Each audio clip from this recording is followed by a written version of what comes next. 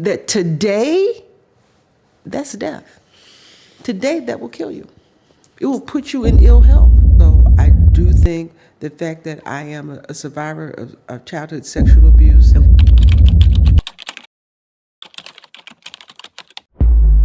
Welcome to the Breakthrough to Purpose, Passion, and Prosperity. Today we have Michelle Petties. She's a speaker, an author, food story coach. That's food story coach. I love that. Food story coach, yes. And the host of Get the Backstory Live, which airs monthly on the SORC TV radio network. Her memoir, Leaving Large, the stories of a food addict, a category winner in the 2022 Memoir Prize for Books, features the award-winning essay, I love this, The Cake is in the Mail. We got to talk about that. That's lovely. Her memoir illustrates how events, experiences, and memories inform our beliefs, our attitudes, and habits around food. Eating and hunger. After gaining and losing over 700 pounds, lies she tells, I don't know who that was. 700 pounds. All true. Michelle developed a prescriptive writing process for making peace with her mind, body, and food. Michelle now conducts healing through reading, writing, and storytelling workshops, where she teaches others how to find their food and personal truths. She speaks to organizations, large and small, sharing her unique insight and her story of hope, healing, triumph, and transformation. Welcome, Michelle Petties. I'm so glad that you're here. I'm so excited to be here. Thank you for having me. Thank you for having me. So tell me, I always start out, I'm corny. Let me just say that up front. I start out with this. So I'm a birthday girl. I'm into people's birthdays. So when were you born? The year or the day? The day. Yes, the 25th of May. 25th of May. So you're that Gemini girl. I am. Yeah, all that split personality stuff going on. So you're actually talking to 5 people right now. You are the first. You are the first I've talked to. How many Geminis have we talked to, Sam? At least 2. They all said to me that, Tonya, I only have 2 personalities. That's it. I don't have all those other personalities. I don't know what they're talking about. Right. But at least you went to 5. And I gotta claim them. I gotta claim them. That's awesome.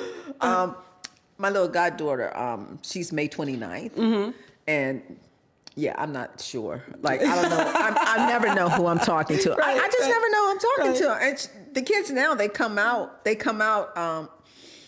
at least 20, right? So she's asking me questions and talking to me. I'm thinking, this chick is 4 years old. It's You're fully formed, right? Right. I understand the context of things and all that. I'm thinking, okay. Well, let me ask you, how has that worked out for you, those 5 personalities in your life? Oh my God.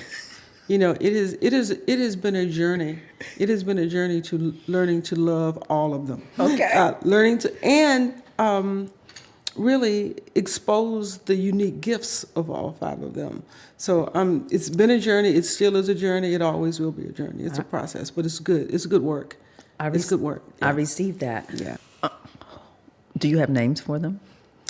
Well, I have names for my primary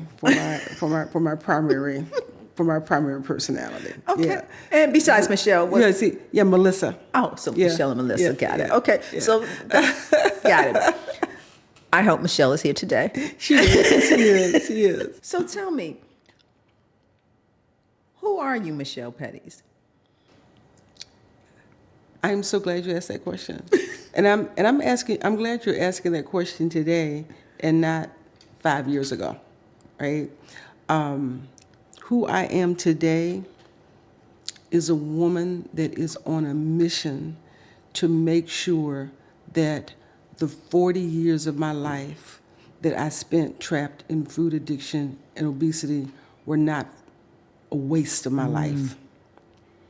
That I'm on a mission to make sure that is the truth that I can share with people, that there's freedom. Freedom is available to them. I read that the food addiction probably came from your mother not raising you, or where do you think the food addiction came from? Okay, so this is a complex problem. Okay. And it's a problem that even when I wrote the book, I didn't understand the depths of it like I understand now. I wrote the book in 2021, and now it's 2024. The name of the book is Leaving Large: The Stories of a Food Addict. If I were writing the book now, I'd probably call it Leaving Large: The Stories of a Processed Food Addict, because there's a difference, right? And there's a difference that most people don't understand. And this gets to the root of your question of where did it come from? Why is this happening? Not just to me, but why is it happening to 4 out of 5 African American women that are either overweight or obese? Why is it happening to the rest of this population that, according to the World Obesity Institute, by 2035, 50% of the population will be obese if things don't stop. And it is because we live in a toxic food environment. We have a toxic food culture that people don't understand. And it's not people's fault. It's not even my fault, right? It was not even my fault, because we have a snack food industry, a junk food industry, a fast food industry that formulates food to make it addictive. To make it addictive. They design it to be addictive. The sugar, the fat, the additives, the stuff that we can't pronounce. The stuff that we can't pronounce. That all is addiction. That all feeds addiction. And addiction is not a weight control thing. Addiction is something that impacts the brain. So addiction changes the brain. So if you're constantly on a diet, trying to fight it like it's a diet and it's really a brain issue, you will always feel like a failure. You will always lose. You will never win, because that's not what the issue is. The issue is that we have this toxic culture that encourages people to eat when they are not hungry. And that's one thing right there. It pushes people to eat when they're not hungry. It praises people for eating when they're not hungry. It tells people that food is the answer to everything, and food is the answer to only one thing, which is hunger. And we aren't taught that. We are taught to eat for appearance, taste, smell, and pleasure. That's how we're taught to eat. I received that, yes. Appearance, taste, smell, and pleasure. But the reason to eat is for nutrition, nourishment, and energy. People say all the time, "Oh my God, I'm an emotional eater," or "Oh, that looks good, that smells good. I think I'm gonna get some of that," right? But who says I'm a nutritional eater? No one. And yet, that is the only reason to eat. That's the purpose of eating, for nutrition and nourishment. Who says, "Oh, you know what? I think I need to have some vegetables. I need to have some greens. I need to have some carrots. I need to have some celery. I need to have some cucumbers. I need to have some of that because my body needs those nutrients." No, what we say is, "Oh, girl, what you got? I should have got some of that because that looks really good right there." Have you had that before? Look at this, y'all, right? That's how we make the decision, right? What looks appetizing. And so we're taught that, right? We're taught that. We're not taught on a fundamental level the connection between what we eat and why we eat, and how that not just impacts our body, but how that drives brain function, how we need nutrition for cognition. Excuse me. We need nutrition for cognition. Bless you. Bless Excuse you. me. We need it for brain function. We need to eat right so we can perform at a higher level. We need to eat right so we can produce at a higher level. We need to eat right so we can be competitive, right? We need that. Let's eat for that reason. And then we're not worried so much about how we're performing at school, how we're performing on the job, because we're feeding our brains. If there's some brain fog going on, if there's some memory loss going on, if there's some confusion going on, if there's some you're not quite getting this concept, not quite moving up the ladder, quite as quickly, take a look and see what you're eating for lunch. And also, certain things you eat make you tired. You get that brain fog and you want to go to sleep. Yes, absolutely. And nobody's paying anybody to sleep on the job, right? No. But the other piece of, the thing is, so much of this, and I struggled with this for a very long time. It's like we know, oftentimes we know how, and oftentimes we know what, but there's this space in between what and how where people get stuck, right? That's where the work is. That's where the process is. That's where the mastery is. And the problem is, and you asked me why I was a food addict, is because I didn't have this thing, and I didn't have food management skills as food management mastery, and at the root of that is emotion management mastery, because if we are eating because we're stressed, or because we're bored, or because we're lonely, or because we're frustrated, or because we have any number of emotions going on that maybe we haven't even identified. It's just some discomfort that has just showed up in our stomach, and we decide, I think I want. So The Girl Scout right, are the worst, right? When they come out, then you like, forget it. So as much as it's a food management mastery, food skills, it's emotion management and emotion skill management, to be able to even recognize that it's emotion that you need to deal with, and then know how to deal with the emotion. So once we're no longer afraid of being lonely, once we're no longer afraid of being sad, once we're no longer afraid of being of grief, once we're no longer afraid of fear, once we're no longer afraid think that emotions are bad things, rather than recognizing that we need them for data, for information. Emotions are good things. Once we learn to honor our emotions and not feel some sort of discomfort or some sort of way when one shows up, then we won't have to eat to cover it up.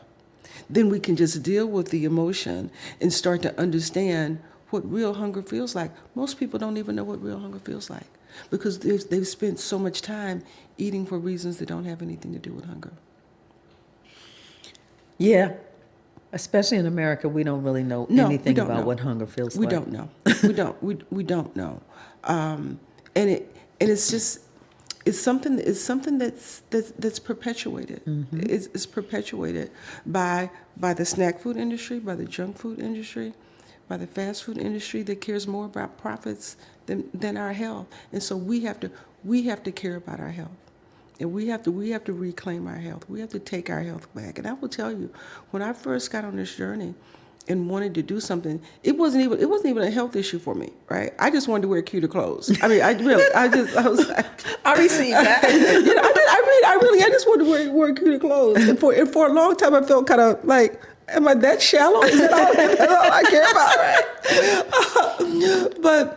But then I came to realize that, the clothes thing was a symbol of some other things, right? It was representative of how I wanted to show up in the world. And the reality is that I couldn't show up being my best if I was feeling my worst. None of us can. Exactly. And food is key to that.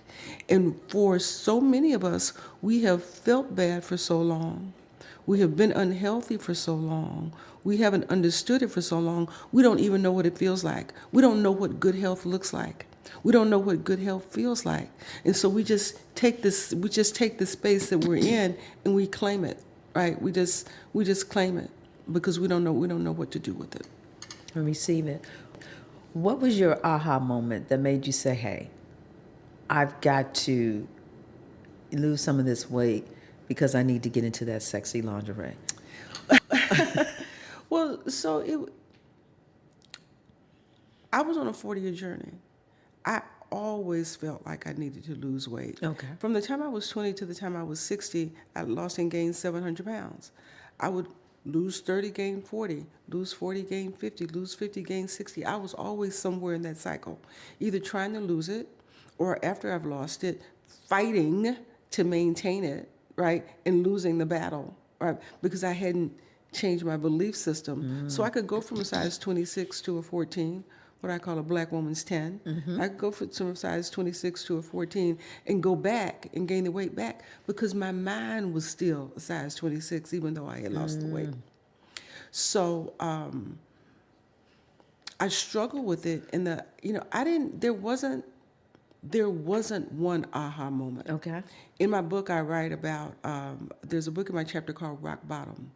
And one of the key points of that book is that there were many rock bottom moments.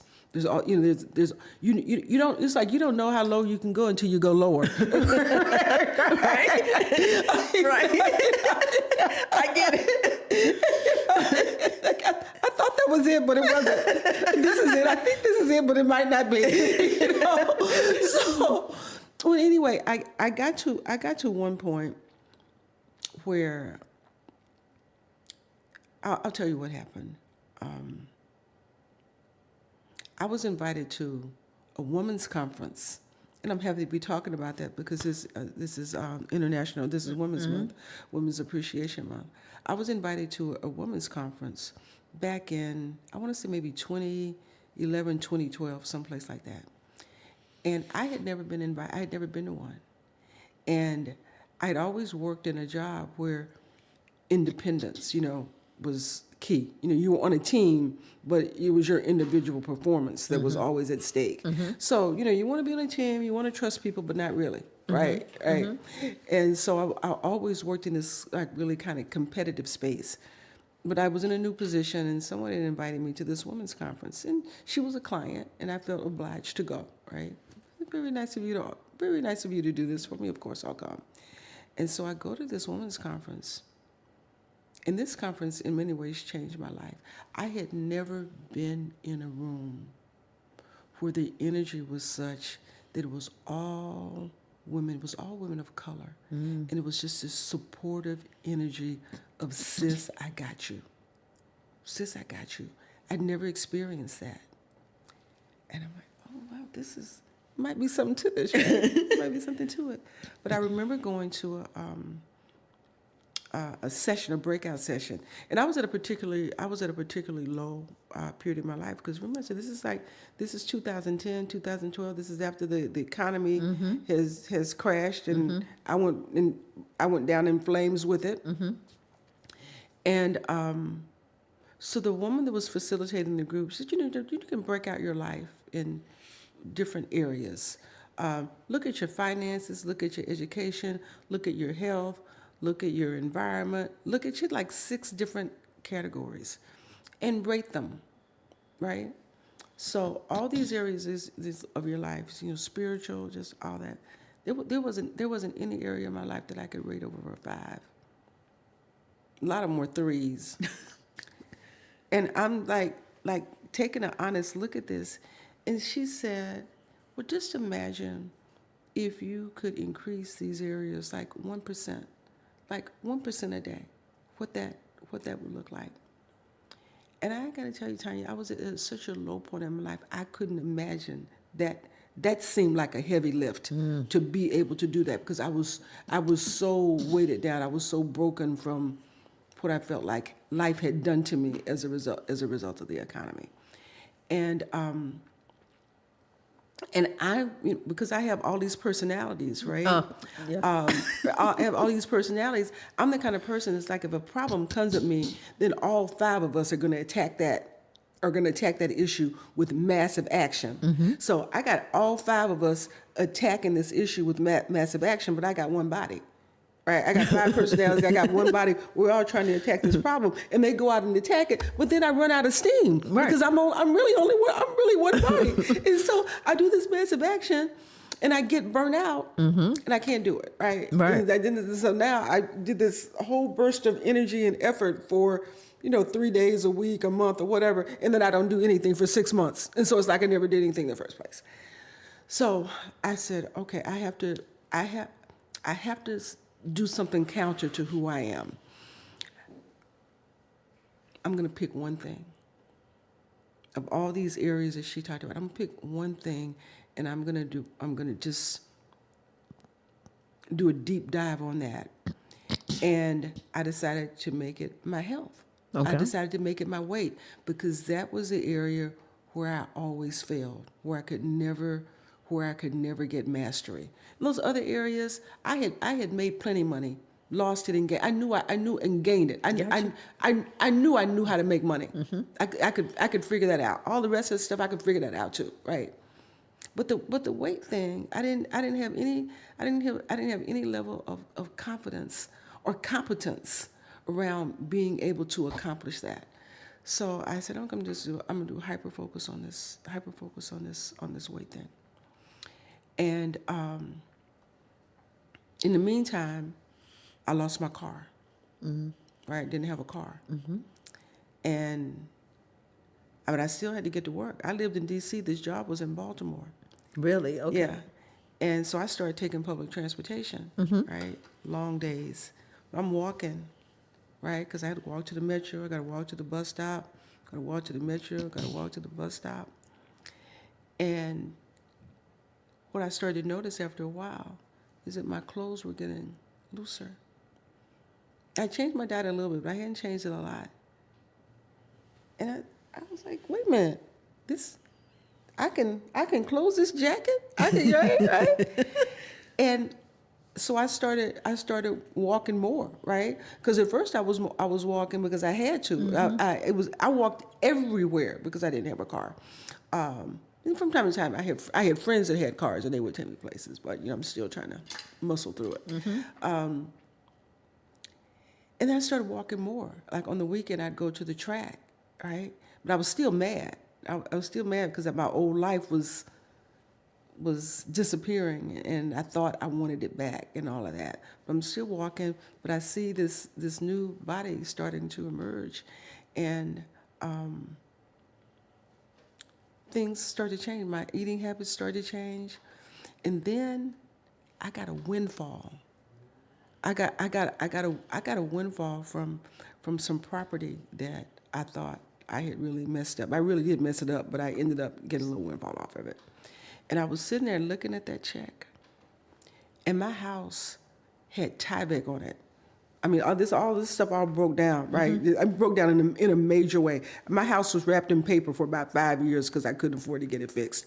But I got this in my front door. I had these big two beautiful front door, double doors that opened up, held together with duct tape. I'm surprised somebody couldn't broken that house and just run off with everything because it was all great. The doors, these beautiful kind of red oaky doors with gray duct tape on the back. Like nobody whistling, right? Oh, God.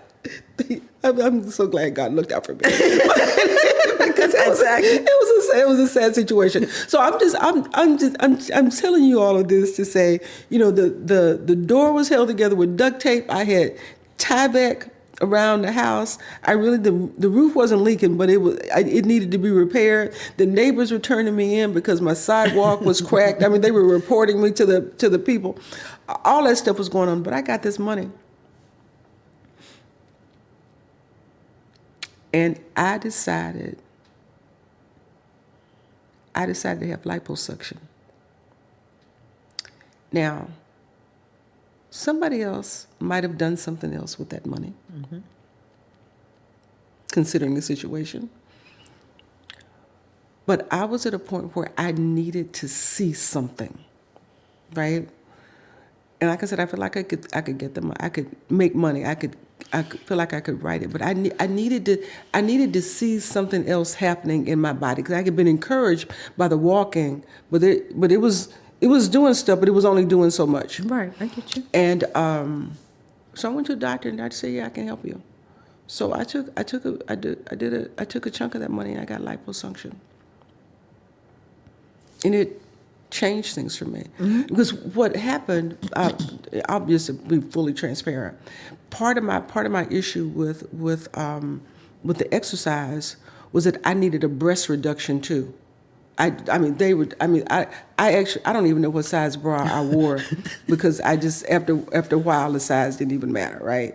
But so insurance would cover the breast reduction because it was a medical issue, but it would not cover the tummy tuck. But the doctor said, while I'm in there, I can do the tummy tuck all at the same time. I'm like, okay, bet, let's do it.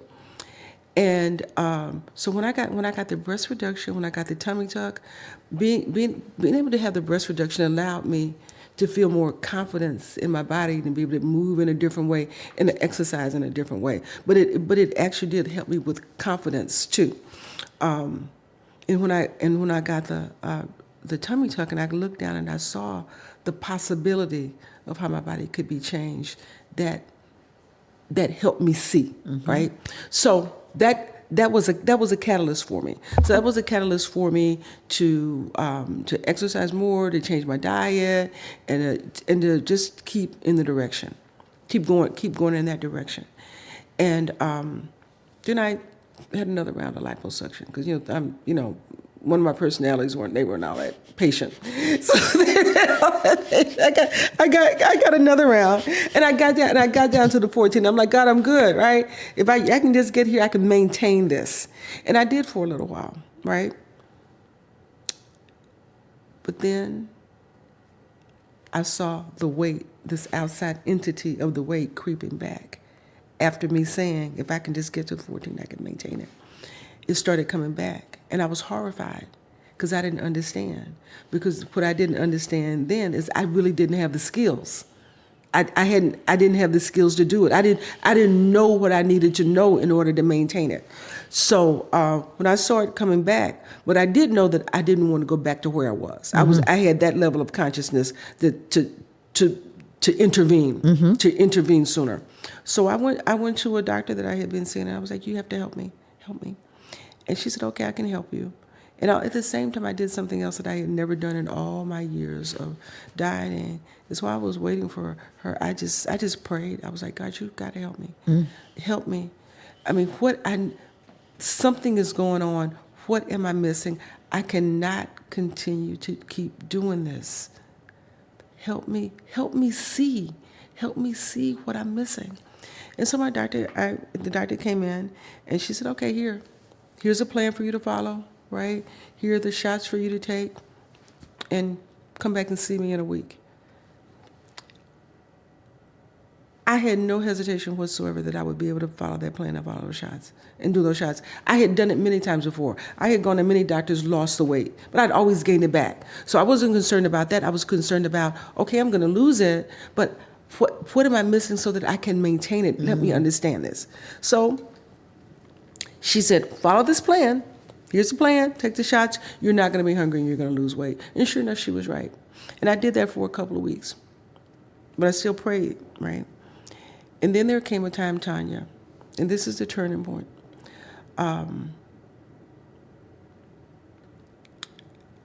I wanted to eat something, but I wasn't hungry.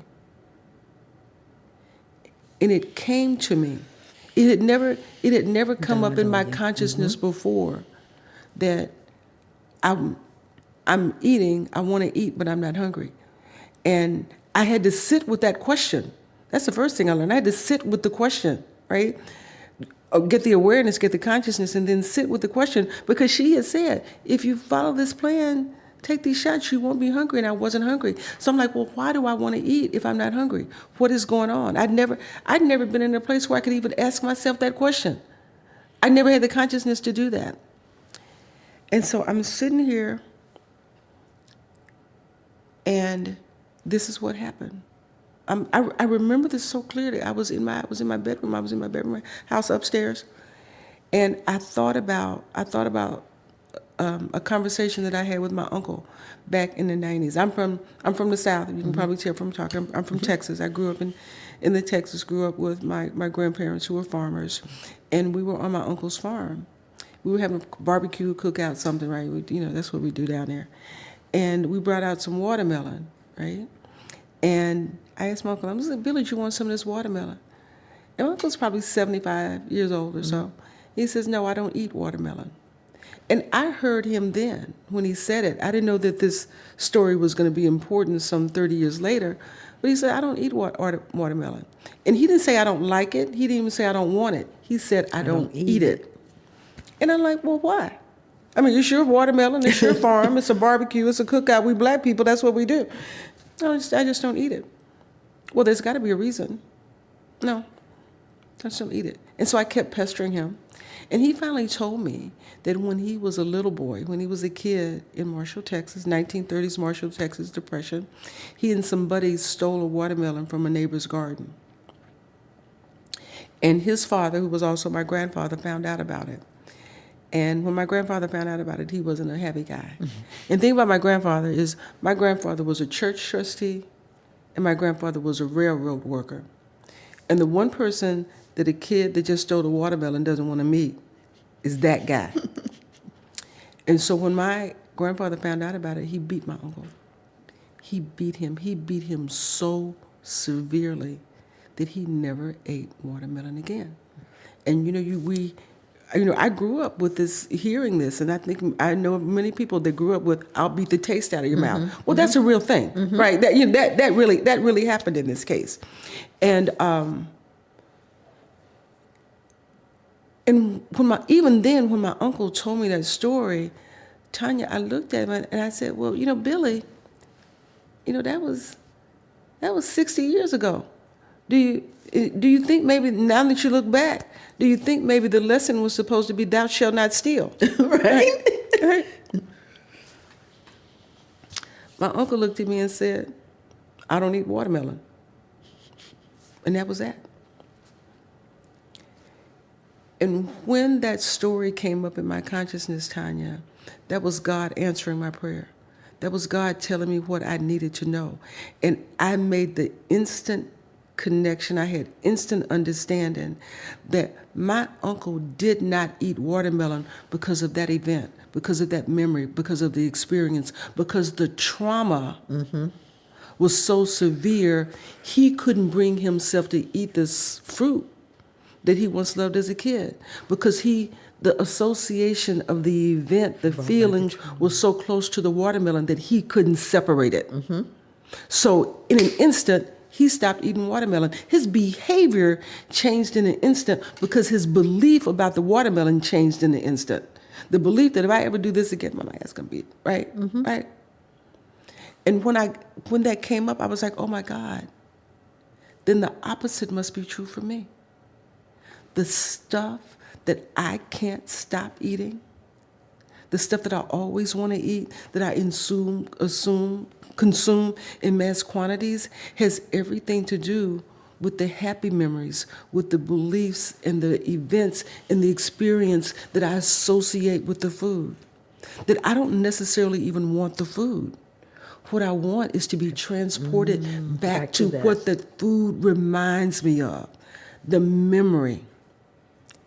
It was like the heavens opened up when I got that. It's not the food. It's what I think about when I think about the food, right? It's what I connect with the food. It's what I associate with the food. That's the thing that I want. And then I just started going back through my memory and just ticking off everything. And that's where the book came from. It's a collection of these stories where I identify what those old associations were and how I now break them and create new associations. And that's what we all do. Everybody does it. And this is what I call food stories. And every time I talk to somebody about, okay, when you think about a certain food, what's that memory, right? Everybody has food stories, right? Everybody has a food that they associate to a certain memory. And the more you talk about it, you can see how it's attached to certain behaviors. But the other thing that happened in that same moment,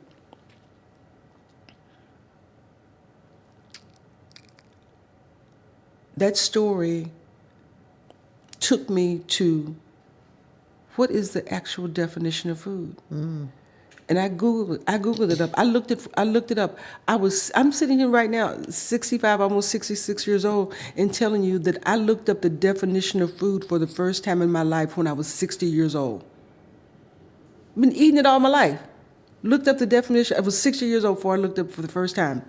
Right there in Google, nutrition, nourishment, energy. That's all it is. That is its purpose. It's fuel. It's not any of this other stuff. And when I took that understanding and laid it on top of that, what I call the watermelon story with my uncle, it gave me instant clarity and the ability to change how I manage food, to get food mastery, right? To get food management skills. And yet that the clarity came instantaneously, but the ability to do it, you got to practice it, right? Especially when you're living in this culture. But that is the story of my aha moment of how I've gotten to this place of wanting to share this and teach this to other people, right? How they can apply it in their own lives. Because once you understand the stories that are driving you, once you can understand them, once you identify them, once you discover them, once you uncover them, then you can rewrite them.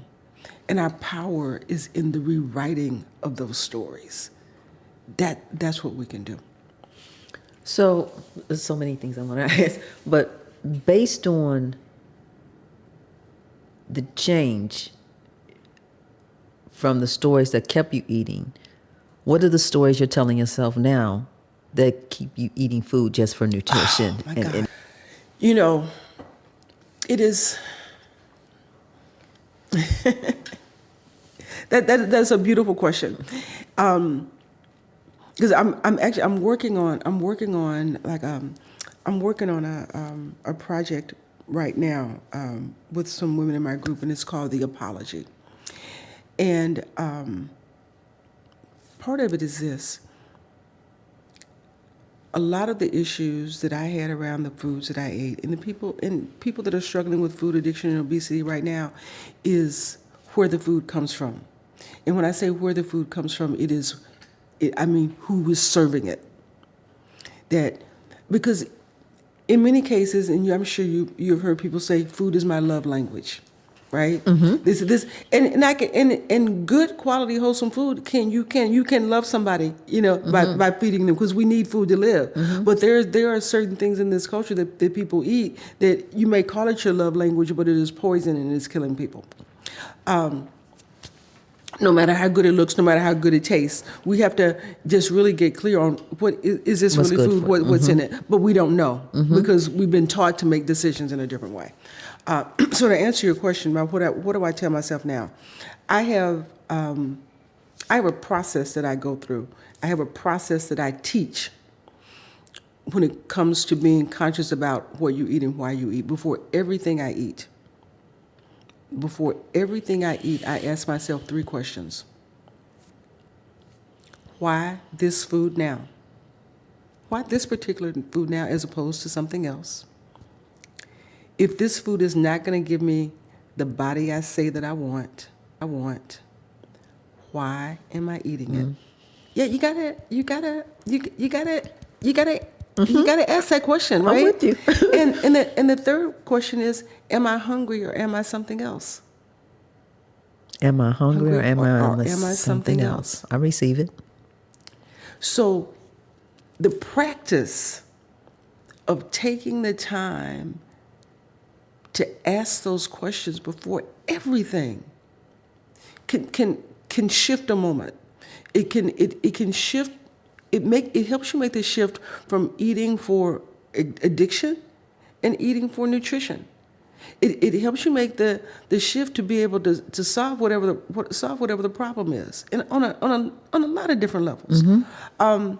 I'll give you one quick example. A while back, I was headed to a meeting, mm-hmm. and I was late, right? Late. Not paying attention while I was driving, I hit a curb. Mm-hmm. Hit a curb and blew out a tire. Mm-hmm. Right now, I'm not gonna make the meeting. Right. When I hit the curb and blew out the tire, I was in front of a shopping center that had a Dunkin' Donuts. Mm-hmm. It had a Stanford Kitchen.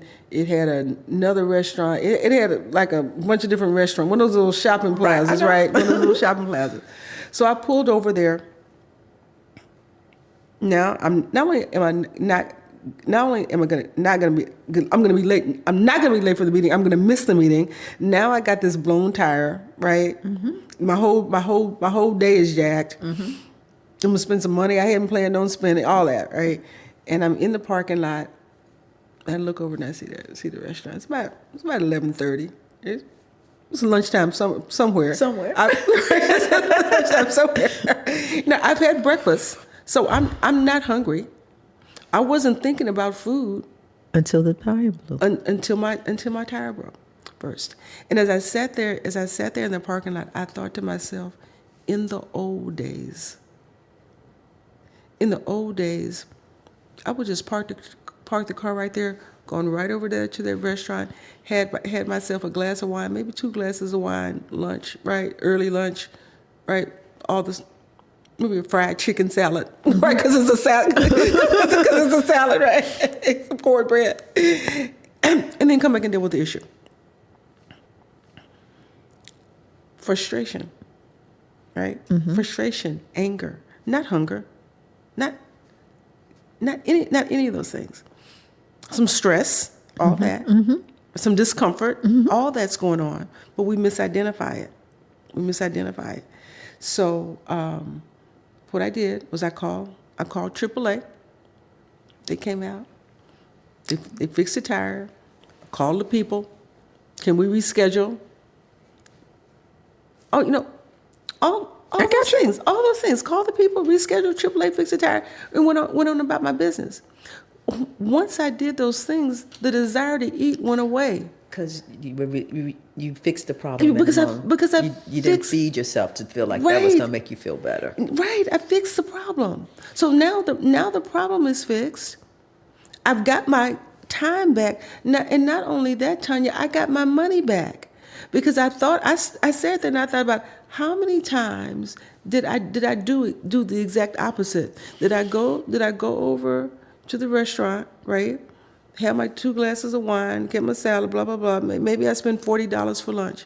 So if I do that once a week, as a coping mechanism for a year, right?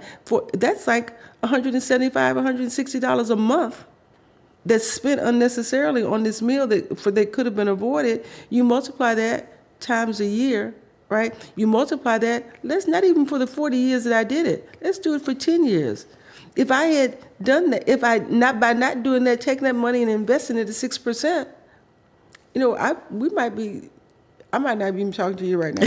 I might be someplace else. But my whole point is that when we don't, by not having the skills to cope with the situation in an appropriate manner, it impacts us on multiple levels, right? And there's just to be able to deal with the problem, and then the unnecessary costs associated with the problem. So it cuts across many different things. Yeah. I totally get that. I see it totally. Let's go back. Okay. Let's go back to Marshall, Texas. Okay. Boogie Woogie Town. Is it Boogie Woogie Town? Yeah. Oh, yeah. Yes. The home of the Boogie Woogie. Okay. Yeah. All right. So it was invented there. Okay. You know who invented it? Yes, I knew you would ask me that, but I forgot.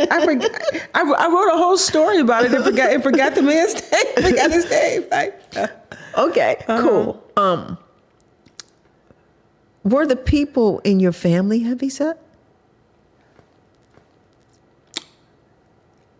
So, not really. Okay. So let me say this. I only knew my mother's side of my family. I don't know my biological father's side of my family. But inside that, my core family, no. I had an aunt that was heavy set, right? But my mother was slender. My aunt was slender. My grandfather was a laborer. He was a muscular kind of guy. My grandmother was a petite woman. She probably carried maybe 20 pounds more than what she wanted to, but she wasn't. Right, I'm with wasn't you. An issue. But here's a lot of things converged, right? A lot of things converged in me, and I definitely think that the sugar addiction, that thing happened early, right? That thing happened very early. Also, I do think the fact that I am a survivor of childhood sexual abuse, Okay. that thing, that was a part of it. And I talk about this in my book, that, I was dealing with a lot of stuff, I grew with my grandparents. I knew my mother. What I didn't know back then was that my mother asked my grandparents to raise me because she loved me. And as a kid, I couldn't see that, right? It didn't feel like love. It felt like abandonment. Exactly. It felt like I wasn't good enough. You It weren't felt at an like age where you could process it. I couldn't process it, right? And so, it felt like I wasn't as good as the other kids. So I'm trying to always dealing with that.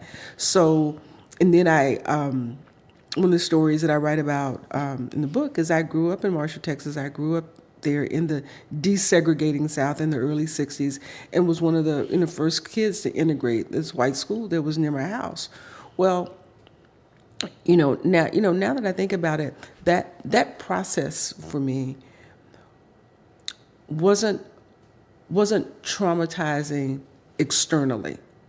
And what I mean by that is that the kids and the teachers in that school, the white kids and the white teachers in that school, were decent, right?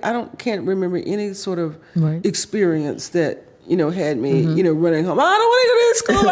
White people, white kids. None of that. It was really a sweet experience. Okay. And I think I write about the fact when I got there, the issue was they didn't know me and I didn't know them either, right? That's what it was. And so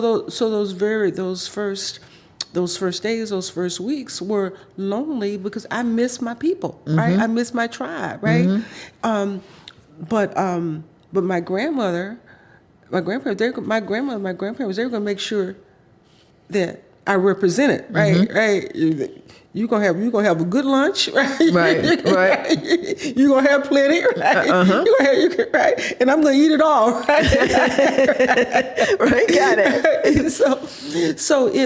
So the lunchtime that was a lonely period for a long time, right?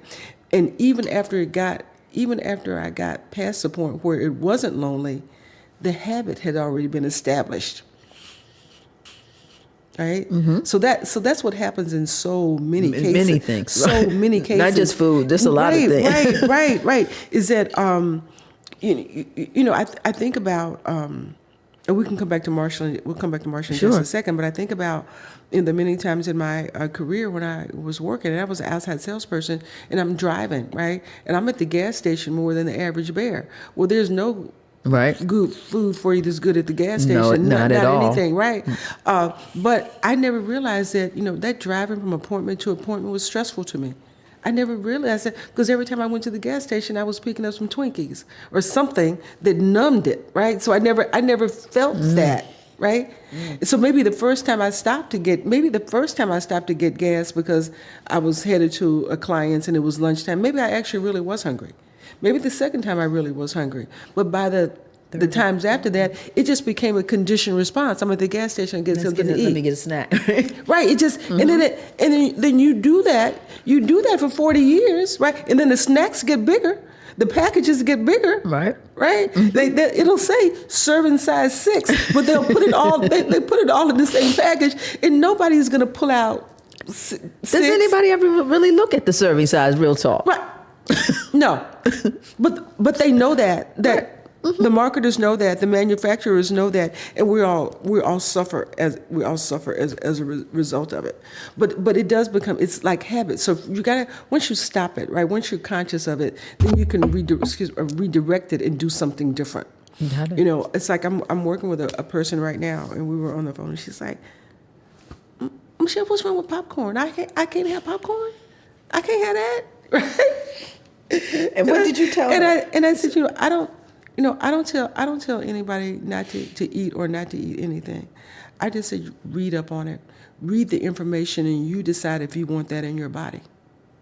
So I want you to read up on corn and find out about all the mycotoxins in corn. Find out about how they store it. Find out how they store their flour. Find out what that processing does. Find out what that does for your body. You determine if you want that in your body. Can I just say if it's worth it? It's depressed me. Can I just say that? Can I say you just depressed me? Because every now and then I like me a little popcorn. At this moment, I was like, Lord, have I killed my? So let me share what I discovered and share it with her, because I get when sometimes you want to snack, right? Even though I fundamentally believe that we snack not because we're hungry. Yeah. We snack because something else is going on. Thinking. I'm we're definitely bored, aligned right? with that thinking. But if you're working through it, trying to figure it out, you may as well do it with something healthy. Do it with something that's not going to kill you. So here's the recipe I gave her: chickpeas, garbanzo beans. Get a can of them, or if you're more frugal, just buy some dried ones and cook them, and then spread them out and let them dry. Paper towel them, get all the moisture out of them. And do you have an air fryer? Everybody has an air fryer these days. Yes, I do. One. Okay, then put them in the air fryer.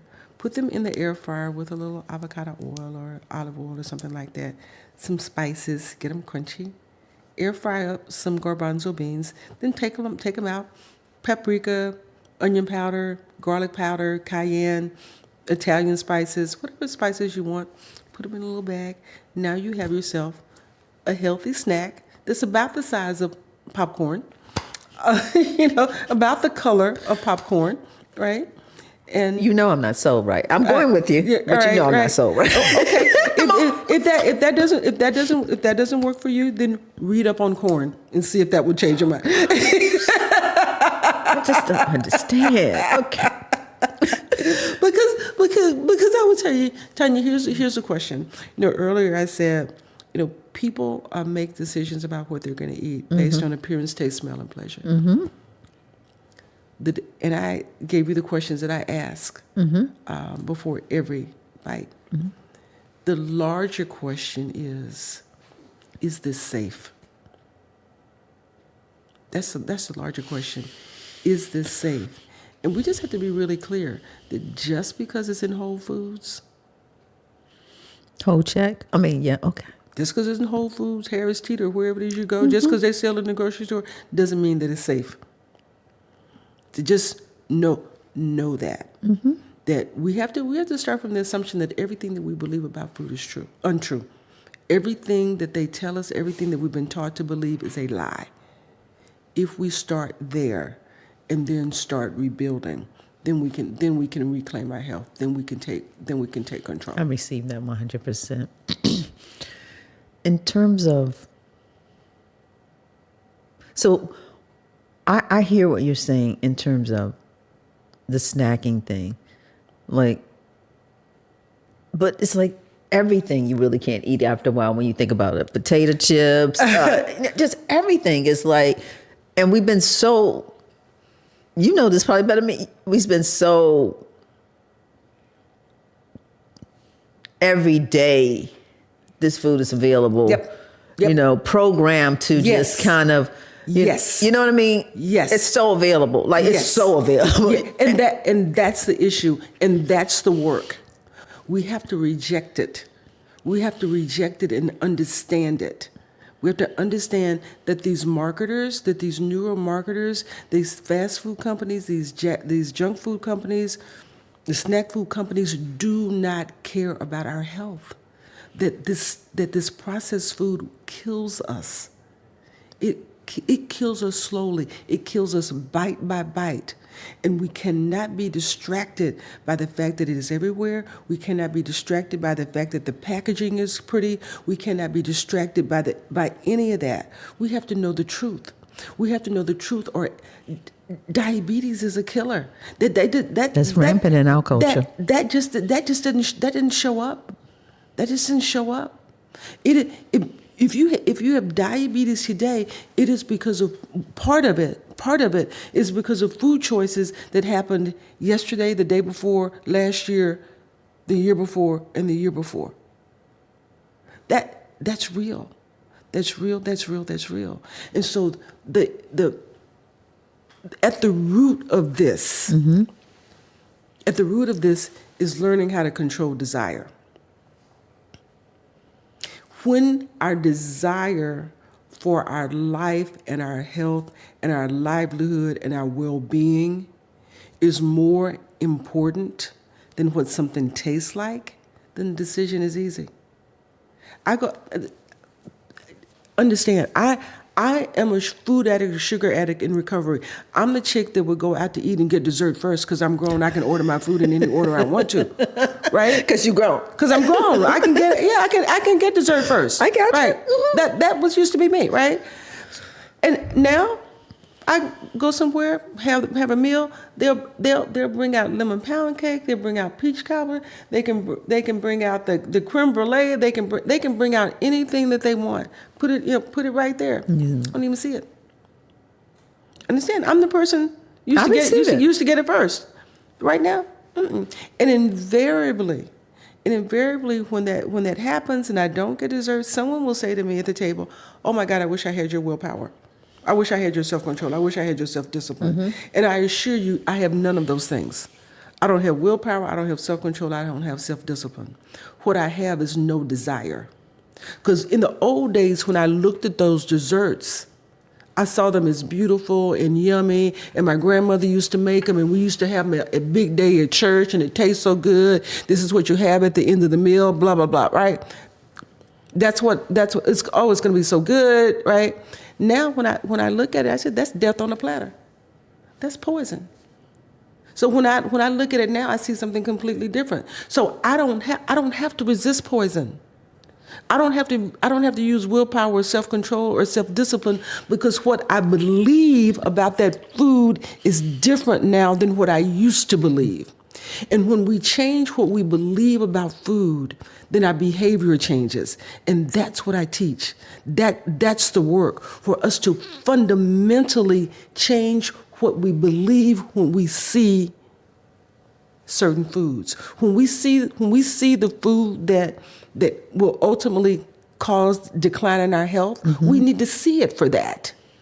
We don't need to say, oh, I ate this growing up, right? My mama, this my mama's recipe, this my auntie's recipe is so good, right?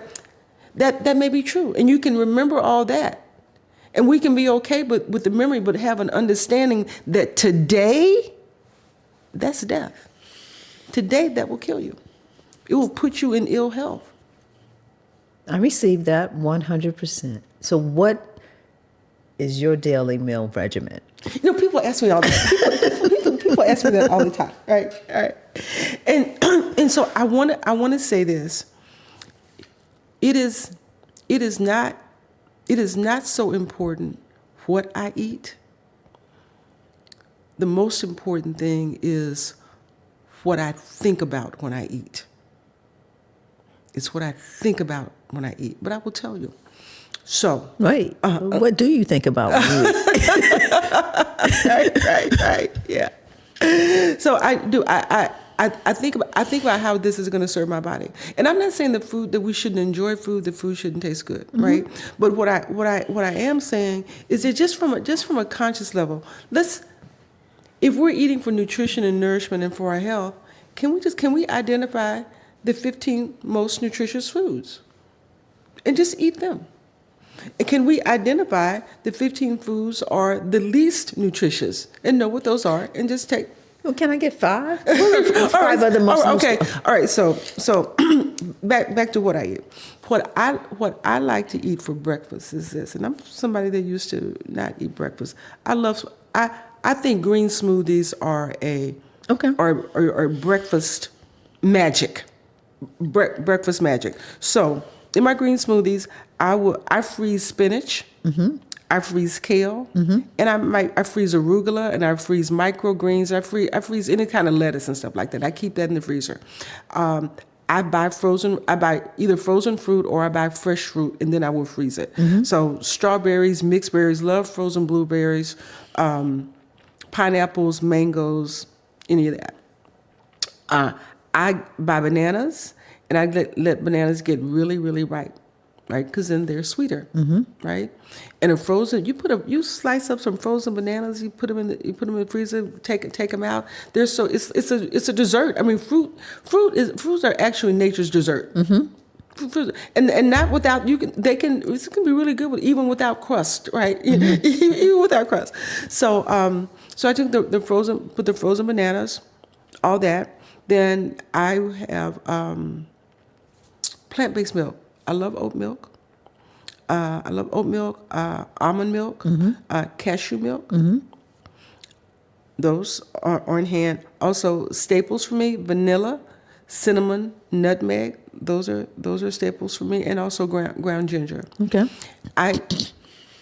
There was a point when I was using protein powder in my smoothies. I don't do that anymore. What I do now is I cook my own beans. I mean, really, you look at the protein powder, you buy a canister, that's like $36, and you look at the ingredients, right? If it's a plant-based, the first one is some sort of bean, right? Well, a bag of beans is $1.99. I may as well cook my own.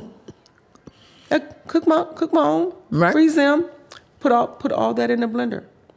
But in whatever proportion I feel like, blend that up.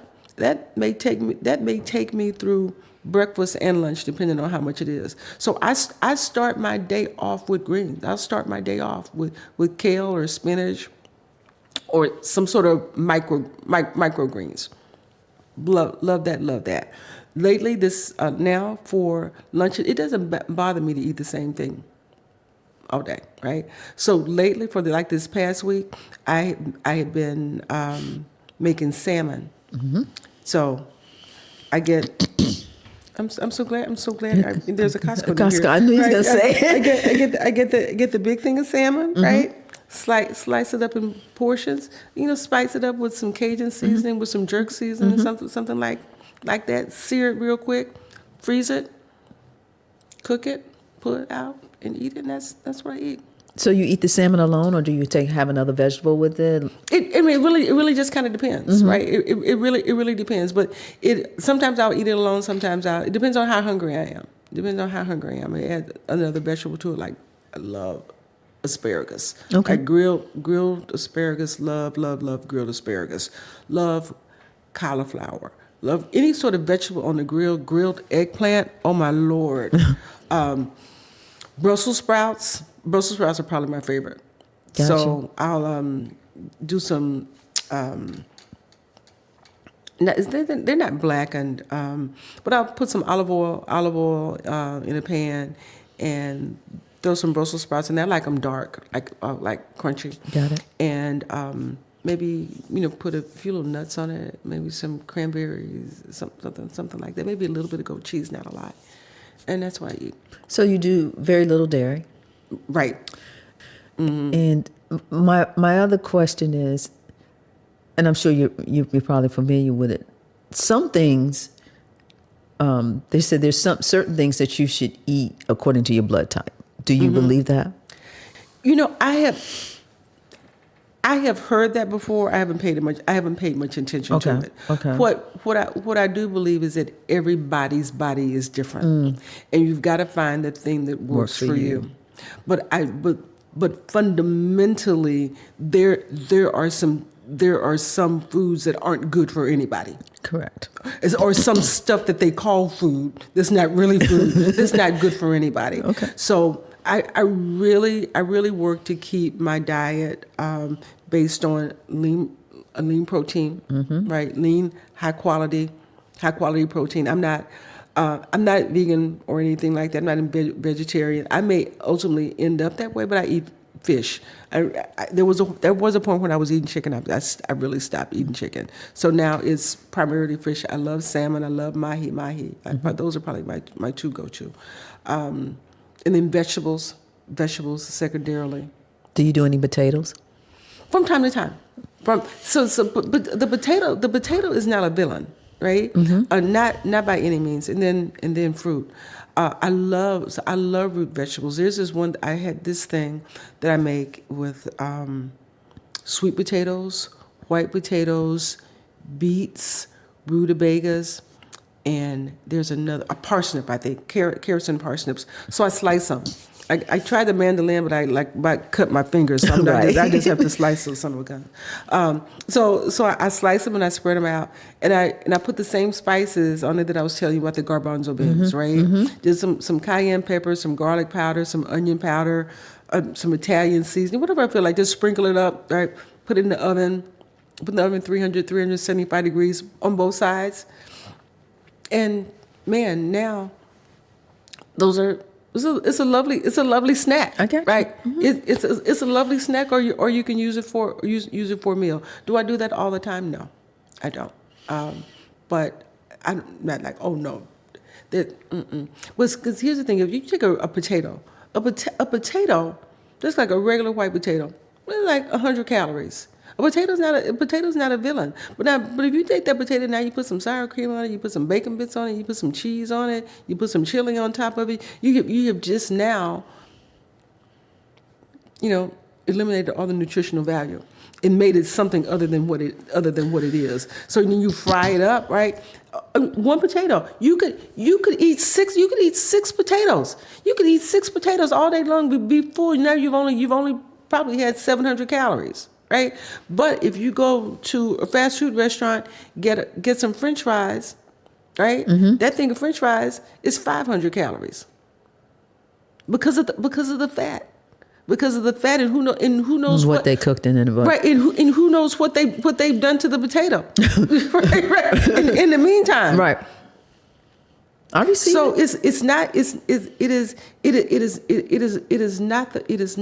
the potato is not it is the processing. It is the stripping. It is the stripping of the nutritional value that gets people in trouble, because your body is saying, I'm hungry. We give it chips and a soda, right? I mean, I've been to the gas station, so I know what people eat at lunchtime. I'm hungry. So we go give it chips and a soda, and then a little while later, everybody says I'm hungry. So you go back and give it because none of it has nutrition. You give it some more chips and soda, but your body is saying I want broccoli. I want some real food. I want some real food. But we keep giving it chips, and we can never eat enough chips or drink enough soda to give our body what it actually wants, and that's where the addiction comes in, because we're in this cycle of trying to respond to this hunger, but hunger is not a bad thing. Hunger is a good thing. We're taught that it's a bad thing. Curb your hunger. It's not the hunger. Learn to respond to hunger in a healthy and nutritious way, in a way that serves your body. So you don't eat any red meat, right? I do not. I haven't eaten red meat for decades. So do you eat? So essentially, decades. So before then, you were always just eating seafood and fish and stuff like that. It's just a little excessive. Is that what you're telling me? So here now, when you ask this question, when I look back on it, it's really so odd.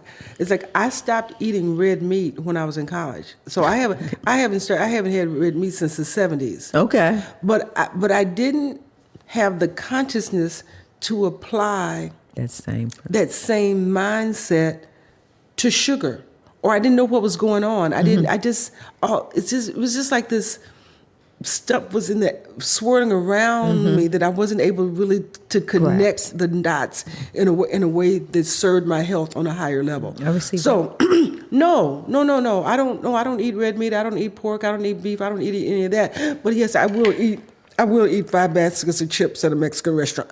I'll eat that. Yes, I'll eat that. I'll eat 2 boxes of Girl Scout cookies.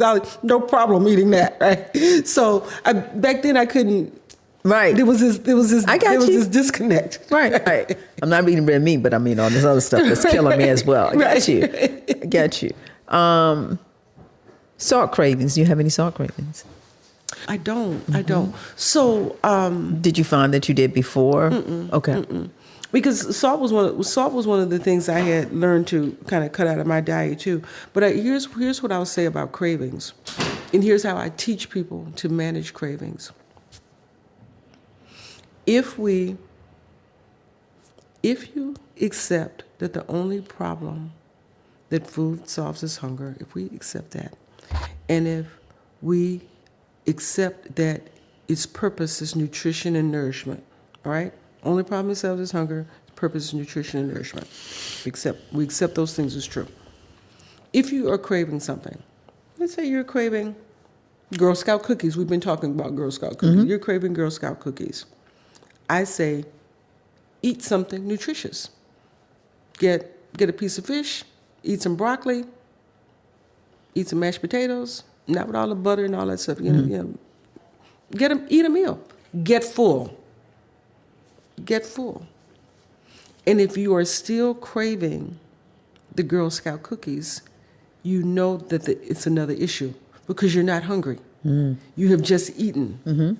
Because you have accepted the fact that the only purpose of food is to satisfy hunger, right? Yes. It's nutrition and nourishment. So if you still want the cookies represent an emotional place that needs to be healed because you're full. That's how you deal with a craving. But you have to be at a place where you can sit with the discomfort of the craving. Sit and open up your mind to where that craving takes you, what it means, and unpack and explore that. And once you unpack and explore that, you can start to minimize it and eliminate it because it's not a situation of being hungry. It's a situation of you believing something about those Girl Scout cookies. It's not true. I receive it. My next question is, because what this is all supposed to be about, is this your breakthrough to your purpose and your passion? Being the whole food stories, teaching people how to eat, all of them. Absolutely. And that's what I meant. And that's what I meant at the beginning of the hour. At the beginning of the hour, when I was talking about who I am, is that what I know is that I struggle with the food addiction. I struggle with obesity, morbid obesity, for 40 years. In order to finally get the lesson and the understanding and the insight to be able to help other people, that's why I went through it. To be in this chair, to be in this spot, to be behind anybody's microphone, to teach, to share that, first of all, if I can do it, you can do it. Yeah, I'm special, but not that special, right? And that there's hope, and to never give up, and that it's not too late, and that it's absolutely possible. And that people need to see somebody real that's done it. People need to see somebody real that talks about it in a real way that they can identify. That's why I wrote the book in story form. That's why I write about eating at the church, right? That's right. I write because that's real. Everybody goes can relate. You can relate. That's why I talk about eating at school at your reunion, right? With your grandparents. It's something that's universal. So everybody has a eats at the cookout, right? The 4th of July picnic. I mean, everybody can relate to what happens when the potato salad comes out, right? Yeah. I don't eat it. This is something I've never understood. I don't eat everybody's potato salad. I don't eat anybody's potato. We say that all the time, right? Right. What does that mean? What is that? Really, what does that mean? I said it. But I just said it because I heard somebody else say it. Not because you really care. Not because I really care. And so I asked them, well, everybody doesn't know how to make it. You don't know what they're going to put in it and this, that, and the other. Well, that applies to all food. Everything. Right. Absolutely. So it's just, the last question is, what is prosperity to you? No, that's not the last one. I have one more I got to ask. What is prosperity to you? Prosperity. Prosperity is being able to have the consciousness to be able to serve from your overflow. That's what it is. That's what it means to me. To be able to serve from our overflow. And that could be money. That could be knowledge. That could be time. To have it, to have it to share, to have it to give, to have the thought to give it. That's what prosperity means to me. Prosperity means sharing. I'm sorry, I have 2 more questions. I did the book. We're going to get to that last, but I want to ask a couple questions about the book. But is there anything here that you want to share that I didn't ask you or that we didn't talk about that you would like to share? Oh my gosh. We covered a lot of territory. You had some really good questions. You had some really good questions, and I think we really hit the high points. But I just want people to take the first step. I want people to know that they deserve it. I want people not to be afraid. That's what I want. I want people to just try one more time and forget about all the times that they failed and it didn't work. And just think about the possibility of doing something that's radically different than what you've done before. Because this is radically different. This is radically different. To focus on belief and not behavior, because this culture wants you to stay in behavior. Because, the diet industry wants you to stay in behavior because that's how they make money. They are counting on the fact that we're going to continue to get it wrong. And we do.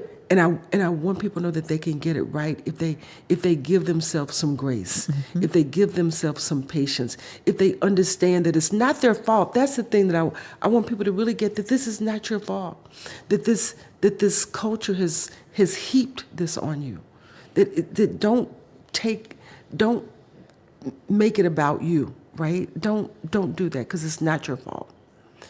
And to know that there's relief, there's peace available, that there is an answer, and just to be patient and take it one day, one step at a time, and do it with the group. Don't feel like it's something that you gotta do by yourself. We think that, right? I should be able to do this. No, because we're like babies. Babies don't just come out the womb and say, I'm gonna go walking. Right? Right. No, baby, watch them. They're like, okay, give me your hand. I want everybody's hand, right? They'll fall down, they'll get back up, right? They'll catch onto the counter until they get strong. Well, learning how to gain mastery over food, learning how to get the right skills to save your life, because this is about saving your life. As much as I thought it was about cute clothes in the beginning, I didn't know it was about saving my life. I didn't know it was about saving other people's lives. I'm here because I want to help people save their lives, so they can be here, so they can do the work that they were sent here to do, so that they can live in their purpose and do what they want to do. But you can't do it. You can't do it if your leg is amputated. You can't do it if you can't see. You can't do it if you can't think clearly. You can't do it if you've got somebody pushing you around in a wheelchair. You can't do it if you're out of breath every 3 steps you take. You can't do it if you look in the mirror every morning and you feel bad about how you look when you leave the house. You can't. But it's possible that you can. So I received that. Do you exercise? I do. This exercise thing is a journey for me. I still walk. Okay. I love walking. I know my doctor, and we constantly have this conversation about doing more weight training. So that's a journey for me. I signed up for yoga. Try Pilates. Thank you. Try Pilates. Try Pilates, okay. All right. I love Pilates. Okay, all righty. So yes, I do. And I play tennis. So I love. How's the backhand? Are you a tennis player? No, I have I used to play when I was younger, and which hence my question is, how's your backhand? I never could get my backhand to get the ball over the. Okay. Practice. It is all practice. It is all practice. I remember when I first started playing tennis. It was. It was. Yeah, it was. I was like never really athletic, but I wanted. Somebody suggested, why don't you play tennis? She saw something, I don't know, and I remember when I first started playing, I couldn't find tennis clothes to fit me because I was so big, but I still went out there. Nobody wanted to play with me because I couldn't hit the ball. The ball would go over the fence. I spent more time going. I'm sorry. I spent more time. I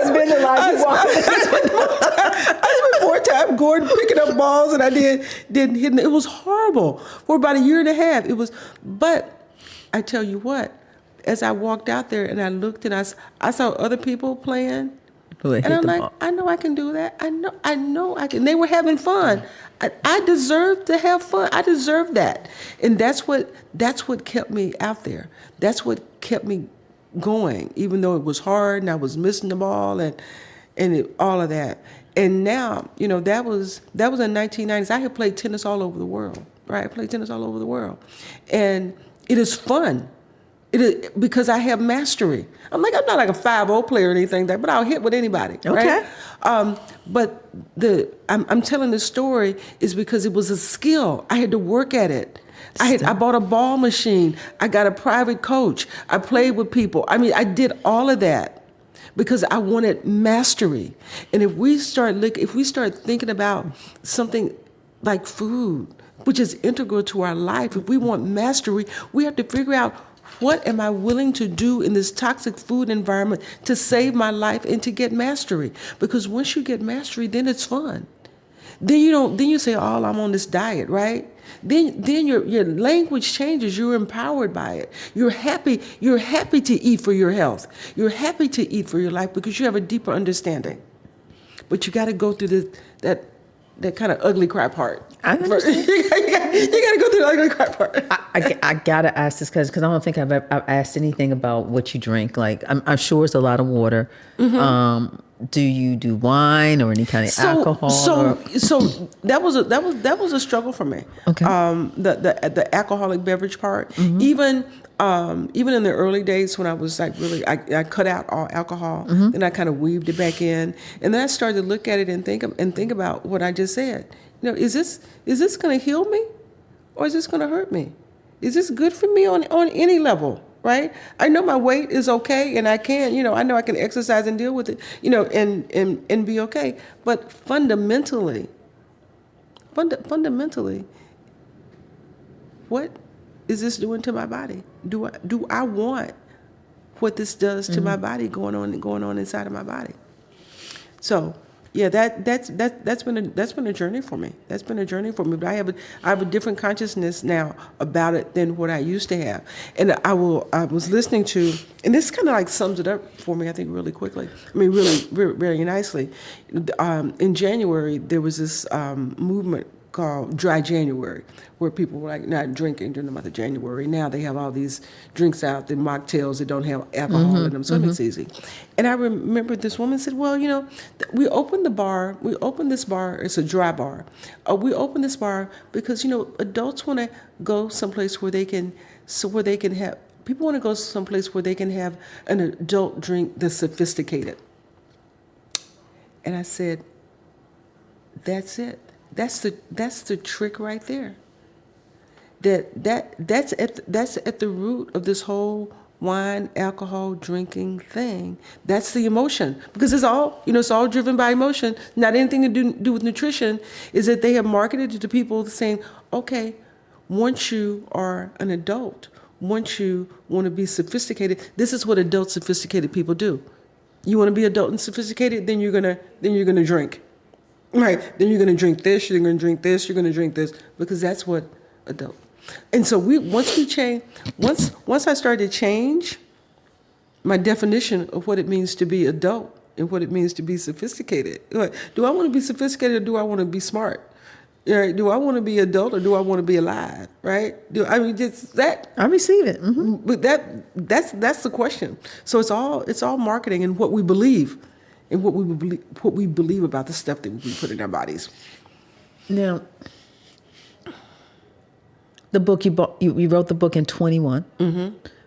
How did that come about? I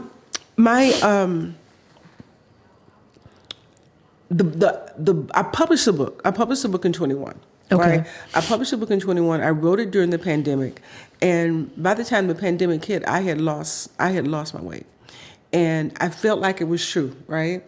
And all the time that I was on the program, my doctor kept saying, "You should write a book. You should write a book because you really get it, right?" I was like, "I'm not writing a book." Yeah, right? It was like that, Right. and then the pandemic hit. And when the pandemic hit, everybody was saying, "Oh my God, I'm gaining so much weight. I'm just watching TV. I'm so stressed. I'm so that." And and I didn't want that to be me, right?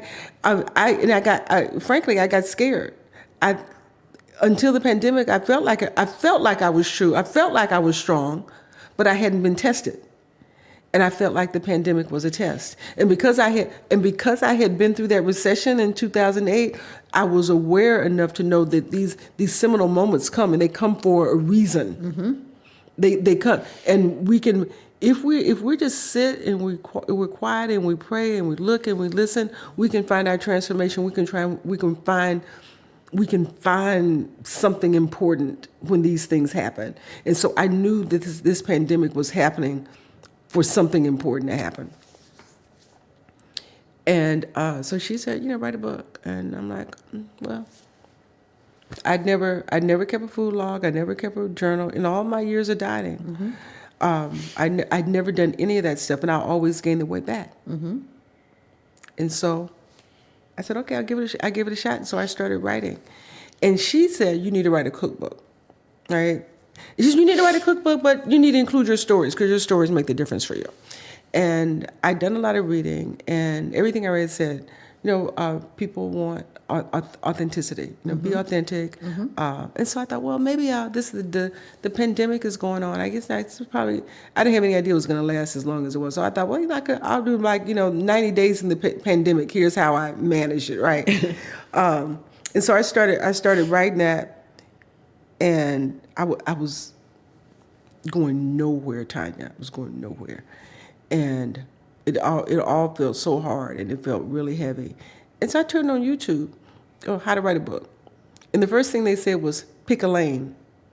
So I'm trying to write a cookbook. I'm trying to write stories. I'm trying to write a diary. Right. I'm like, oh, it's the problem right here. I need to pick a lane. So I said, okay, the cookbook.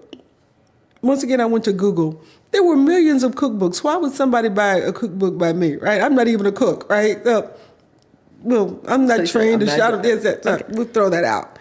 Then I looked at that 90-day diary thing. I read that. I was like, hell, I'm bored. So I can't imagine anybody would want to read this. Got it. And so the only thing that was left was the stories. And like I said, the story about my uncle and the watermelon, that bubbled up in this time period. And after that story, more stories came. And I knew that was the thing. Because my stories were unique to me. Nobody else had those stories. Nobody else had them. And that's how I started writing the book, because my doctor suggested. And what that did, it formed the basis of my business. It formed the basis of my coaching, which is I teach people how to write their stories, because it is in the writing of your story that you find transformation, that you find healing, that you find peace once you know how to do it. That you can, when you write your story and you tap into the story, you don't have to worry about gaining the weight back. You don't have to worry about gaining the weight back. How much has this helped this work of food coaching, writing the book? How much has that helped your healing, your transformation? Oh my God! Mm-hmm. Oh, it is everything. I mean, it is everything. I received that. Mm-hmm. It is everything. I was talking to a friend of mine, and she made a really relevant point. She was talking, so that's what made me ask that question. She was saying that her son had trauma, and he met somebody else who had similar trauma, and so they were going to work together to heal their trauma, right? Mm-hmm. And she said it totally aggravated her. She says, because why do we have to heal through trauma with somebody else with trauma? Why can't we heal through service? and heal ourselves through service through our of the traumas we had. She's like, you come out more healed than you do with someone who had the same trauma, because you both are still living in the same mess. So, I believe that. I said, wow, that's a good point. Yeah, there is healing in the service of people in the same situation. Yes, you know? yes. It really is. Yes. So, I'm sorry that I've talked a hole in your head. I got more. Don't get me started. I mean, this has just been a joy for me. The last thing I want to say, let people know how they can contact you, and let them know. I understand that you're going to give a free chapter of your book for people to look. So that's the freebie you'll be giving out. So just let people know the different social media platforms, maybe if they need to contact you, your website, etc. Sure. So if you want to download the free chapter of the book, you can just go to leavinglarge.com. That's LEAVING large.com, and scroll to download free chapter. You can pick it up that way. You can follow me on Facebook. You can follow me on Twitter at I Am Brand New Now. You can also follow me on Instagram at I Am Brand New Now. And it's I Am Brand New Now because this is all about brand new thinking, right? When your thinking's brand new, everything in your life Change follows. your mind, change your life. Exactly. You can change it. Or you can email me directly at michelle@michellepettis.com. You can reach me that way. If you're interested in any of my healing through reading, writing, and storytelling workshops, I'll be happy to send you information on that. I am available to do workshops for people and for organizations, not just on this, but on other ways that help organizations communicate. Yeah. Awesome. So we didn't get a chance to talk about that, but okay. Next time. Next time, definitely. Awesome. Thank you so much. I'm so grateful that you came here. I've enjoyed my time with you. Thank you. The pleasure has been mine. Awesome. Then that's it. We're going to wrap. Thank you for listening to The Breakthrough to Purpose, Passion, and Prosperity. Are you ready?